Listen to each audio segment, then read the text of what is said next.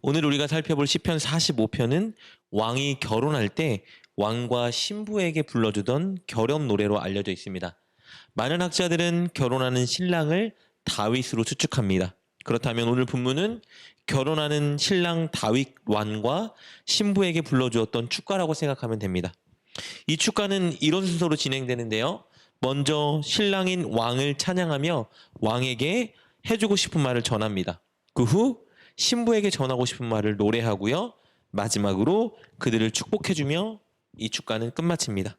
먼저 시인은 왕을 찬양하는데요. 2절 말씀입니다. 왕은 사람들보다 아름다워 은혜를 입술에 머금으니 그러므로 하나님이 왕에게 영원히 복을 주시도다. 시인은 왕이 다른 사람들보다 아름답고 그가 하는 말은 은혜스럽다고 찬양하고 있습니다. 이렇게 왕이 아름답고 그의 말이 은혜스러운 이유는 그가 하나님께 복을 받았기 때문입니다. 2절을 보면요. 왕이 아름답고 은혜스러운 말을 하기에 하나님이 영원히 복을 주신다 말하고 있지만 사실은 역으로 하나님께서 그에게 복을 주셨기 때문에 왕은 이런 존재가 될 수 있었던 것입니다. 이렇게 왕을 노래하며 높인 시인은 이제 왕에게 바라는 내용을 노래로 전합니다. 왕은 이스라엘의 보호자이며 리더이기 때문에 늘 용사가 되어 전투를 준비하는 자가 되면 좋겠다 말합니다. 하나님의 백성들을 위협하는 나라가 있다면 불의한 그들과 싸워 승리하라 전하는데요. 3절부터 5절까지 말씀입니다. 용사 역할을 허리에 차고 왕의 영화와 위엄을 입으소서. 왕은 진리와 온유와 공의를 위하여 왕의 위엄을 세우시고 병거에 오르소서. 왕의 오른손이 왕에게 놀라운 일을 가르치리이다. 왕의 화살은 날카로워 왕의 원수의 염통을 뚫으니 만민이 왕의 앞에 엎드러지는도다. 이렇게 이스라엘의 용맹한 장군이 되어 전투를 리드하는 자가 되어야 한다고 말한 시인은 동시에 왕이 전쟁해야 하는 동기와 목적을 분명히 밝혀줍니다. 그 동기와 목적은 4절에 기록된 것처럼 자신의 명예나 권력을 위해서 하는 것이 아니라 진리와 온유와 공의를 위해서 하라는 것입니다. 이스라엘의 왕은 세상 나라 왕과는 다릅니다. 반드시 하나님의 성품을 닮아가야 하고 하나님의 성품에 따라 행동해야 합니다. 그렇다면 이스라엘 왕으로서 가져야 되는 가장 중요한 성품 중 하나는 바로 의로움입니다. 불의와 악을 미워하고 정의와 공의를 사랑하며 그렇게 행동하는 자, 그게 바로 이스라엘의 왕이어야 합니다. 그래서 시편 기자는 왕을 향해 이어서 이렇게 노래합니다. 7절 말씀입니다. 왕은 정의를 사랑하고 악을 미워하시니 그러므로 하나님 곧 왕의 하나님이 즐거움의 기름을 왕에게 부어 왕의 동료보다 뛰어나게 하셨나이다. 하나님은 악한 길에 서지 않고 정의와 공의를 사랑하는 사람을 높여주시는데요. 다윗이 바로 이런 왕이었기 때문에 하나님이 그를 뛰어나게 하셨고 복 주셨다고 기자는 노래하고 있습니다. 이렇게 노래함으로써 계속해서 왕이 이렇게 정의롭고 공의로운 자가 되기를 권면하고 있는 것입니다. 이렇게 왕에 대해 찬양하고 그에게 해주고 싶은 말을 전한 시인은 이번에는 신부를 향해 노래합니다. 금으로 수놓은 옷을 입고 왕의 오른쪽에 서 있는 신부를 향해 그는 이렇게 고백합니다. 9절입니다.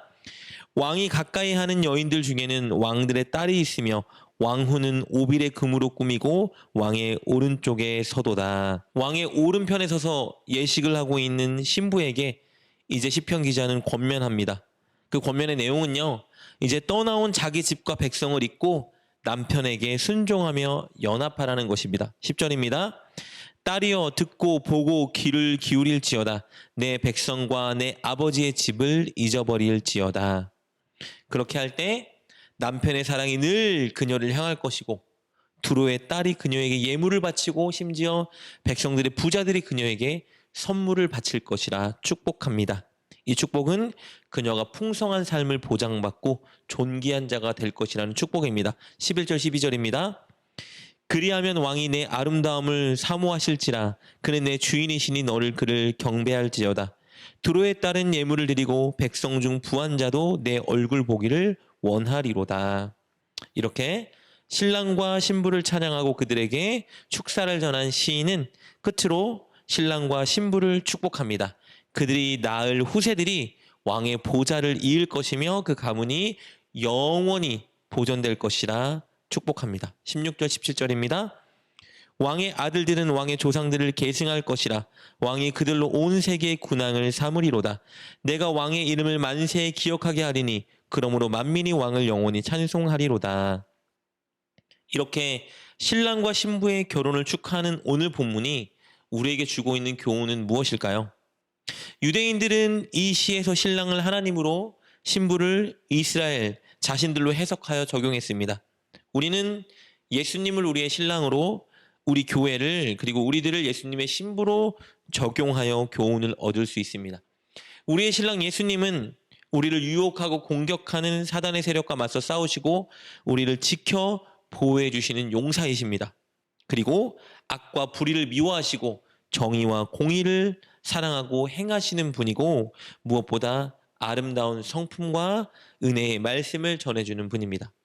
그런 예수님께 우리는 오늘 본문의 신부처럼 이제 세상을 떠나 예수님을 사랑하고 예수님께 순종하는 삶을 사는 주님의 신부가 되어야 합니다. 그럴 때 우리는 영적으로 풍성한 삶을 누릴 수 있고 존귀한 자가 될 수 있는 것입니다. 사랑하는 여러분, 우리는 예수님의 신부입니다. 우리에게는 늘 우리를 보호해 주시고 우리를 사랑해 주시며 우리와 동행해 주시는 예수님이 있습니다. 그 예수님을 바라보며 우리는 고단하고 힘겨운 인생을 힘내 승리해야 됩니다. 그리고 우리는 예수님의 신부답게 살아야 하겠죠? 세상의 가치관과 유혹에 흔들리지 말고 우리는 늘 예수님과 동행하며 정의롭고 공의로운 삶을 살기 위해 노력해야 합니다. 늘 예수님을 바라보고 힘내시고 또 예수님께 순종하며 예수님과 동행하는 예수님의 좋은 신부가 되시길 주님의 이름으로 축복합니다. 기도하겠습니다. 예수님, 우리의 신랑이 되어주시니 감사합니다. 늘 우리를 보호해 주시고 우리를 사랑해 주시며 우리와 함께 동행해 주시니 너무 감사합니다. 그 예수님을 바라보며 고단한 인생길 승리하게 하여 주옵소서.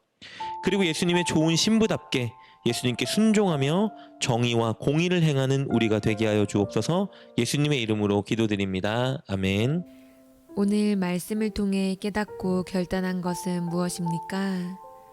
그것을 붙들고 하나님께 기도합시다. 그리고 그렇게 실천하며 하루를 살아가는 여러분 되시길 주님의 이름으로 축복합니다.